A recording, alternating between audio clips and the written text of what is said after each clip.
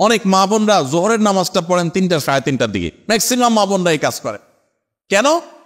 কারণ দুপুরে ওনারা রান্নাবাড়া করেন, রান্নাবাড়া করতে গিয়ে ওনারা শরীর ঘামায় টামায় যান, তখন শয়তান এসে মাসালা নিয়ে হাজির হয়।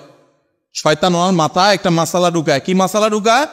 বলে যে, দেখো বোন, তুমি এত কষ্ট করে এতক্ষণ রান্নাবাড়া করলা, রান্নাঘরে গেছো, গরমে ঘামায়া স্যাঁতস্যাঁতা হয়ে গেছো, এই শরীর নিয়ে তুমি আল্লাহর সামনে কেমনে দাঁড়াইবা বলো? তো এবার বোন শয়তানরে জিগায় মনে মনে আর কি, তাহলে কি করতে হবে? এবার শয়তান তার মনে মনে বলে দেয় যে, আরে নামাজ তুমি ঠান্ডা মাথায় ফ্রেশ মুডে পড়বা, হাতের কাজ শেষ করে নাও, রান্নাবাড়া শেষ করে নাও, সবারে খাবার টাবার দিয়ে নাও, তুমি বাথরুমে যাও, সুন্দর করে গা ডলে গোসল করো, ফ্রেশ হয়ে আসো, এরপরে 3টা 3:30 আসরের নামাজ সুই সুই হয়ে যাবে, এবার তুমি ফ্রেশ মুডে একটু নামাজ পড়ো। কাজটা কি ভালো হইলো না খারাপ হইলো? দেখতে কিন্তু ভালো মনে হচ্ছে, তাই না? যে উনি ফ্রেশ মুডে নামাজ পড়বে। টাইম যদি পার হয়ে যায় তো এই ফ্রেশ মুডের 2 পয়সার কোনো মূল্য। আল্লাহ বলেছেন, ইন্নাস সালাতা কানাত আলাল মুমিনিনা কিতাবাম মাওকুতা, নামাজ ইমাতার যে নির্দিষ্ট সময় পড়াটা ফরজ করা হয়েছে। এজন্য মা বোনরা সময় হওয়ার পর দেরি না করে, অনেক মা বোনরা মসজিদে আজানের অপেক্ষা থাকে, বলে মসজিদে পুরুষরা নামাজ না পড়লে মহিলারা বাসায় নামাজ পড়া যাবে না। না ভাই, পুরুষদের উপর ইসলাম এত ঝুলায় রাখে নাই মা বোনদেরকে। আরে মা বোনদেরকে যে পাওয়ার ইসলাম দিয়েছে, পৃথিবীর নারীবাদীদের 14 গোষ্ঠীর জন্মের বহু আগে ইসলাম নারীদেরকে আকাশে তুলে রেখেছে। এরা এগুলা চিন্তাও করতে পারবে না, এত মর্যাদা দিয়েছে। উমরা যাবেন, পুরুষ হয়েছেন তো জোরে জোরে তনবিয়া পড়া লাগবে, রোজা আছেন আর গায়ে রোজা আছেন, কোনো মাফ নাই, ছাড় নাই। আর মহিলা হলে আস্তে আস্তে পড়বে, রিল্যাক্স মোড, কোনো টেনশন নাই, কি আরাম, চিন্তা করে। পুরুষ হয়েছেন 5 ওয়াক্ত মসজিদে দৌড়ায় যায়, জামাতের সাথে নামাজ পড়তে হবে, আর জামাতের সাথে নামাজ না পড়ে অবহেলা করে বাসায় নামাজ পড়ছেন তো খবর আছে, আযাব আছে, আপনি ওয়াজিব তরক করেছেন, গুনাহগার। আর মা বোন মসজিদে যাওয়ার ডিউটি নেই, বাসা পড়লেই পুরুষদের সমান সওয়াব পাবে।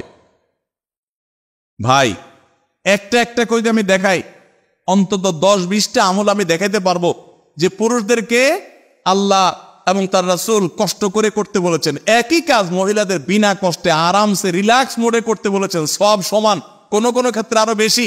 নবী সাল্লাল্লাহু আলাইহি সাল্লাম বলেছেন, ওয়া বুয়ুতুহুন্না খায়রুল লাহুন্না, নবীজির মসজিদে এসে পুরুষরা নামাজ পড়ে যে সওয়াব পাবে, যেই মহিলা নবী সাল্লাল্লাহু আলাইহি সাল্লামের পিছনে নামাজ পড়তে চেয়েছেন তিনি বলেছেন তুমি তোমার বাসায় পড়লে সওয়াব আরো বেশি হবে।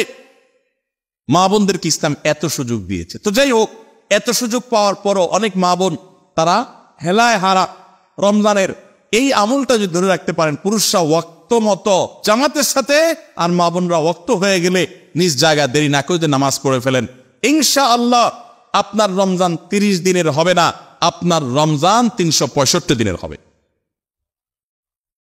সবাই 5 ওয়াক্ত নামাজ ঠিকমতো পড়বো তো ইনশাআল্লাহ। যার 5 ওয়াক্ত নামাজ যত সুন্দর, সে তত আপার ক্লাসের মুসলমান, তার তাকওয়া তত স্ট্রং, তত মজবুত। যার নামাজ যত সুন্দর। নামাজ কিভাবে সুন্দর হয়? ধীরে সুস্থে পড়লে, সময় মতো পড়লে, মনোযোগ নিয়ে পড়লে, খুশু খুশুর সাথে পড়লে, সুন্দর কেরাত দিয়ে পড়লে, শুদ্ধ করে পড়লে, ভালোভাবে পড়লে, আস্তে আস্তে রুকু, আস্তে আস্তে সিজদা, সবকিছুতে গতি ভালো না ভাই। মোবাইল নেটে গতি ভালো, নামাজের মধ্যে গতি ভালো না।